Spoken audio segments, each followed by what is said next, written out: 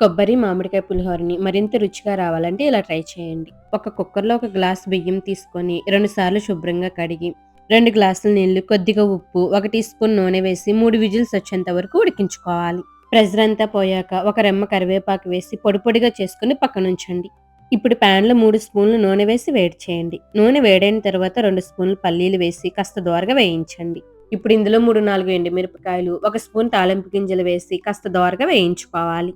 ఇవి కాస్త దోరగా వేగిన తర్వాత పావు కప్పు జీడిపప్పు పలుకులు, 4 పచ్చిమిర్చి చీలికలు, 2 స్పూన్లు కరివేపాకు వేసి కరివేపాకు చిటపటలాడేంత వరకు వేయించుకోవాలి. ఇప్పుడు ఇందులో 1 కప్పు దాకా మామిడికాయ తురుము వేసి పచ్చివాసన పోయేంత వరకు వేయించాలి.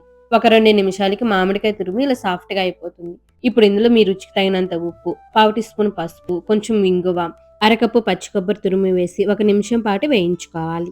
ఇప్పుడు ఈ తాలింపుని ఉడికించి పెట్టుకున్న అన్నంలోకి వేసుకొని అంతా కలిసే విధంగా ఒకసారి కలపండి. చివరిగా 2 స్పూన్లు పచ్చి మామిడికాయ తురుము వేసి ఒకసారి కలపండి. ఇలా ఒక్కసారైనా ట్రై చేయండి. రుచి చాలా బావుంటుంది. మీకిష్టమైతే కొద్దిగా కొత్తిమీర తరిగి వేసి కలుపుకుంటే కొబ్బరి, మామిడికాయ పులిహోర రెడీ అయిపోతుంది.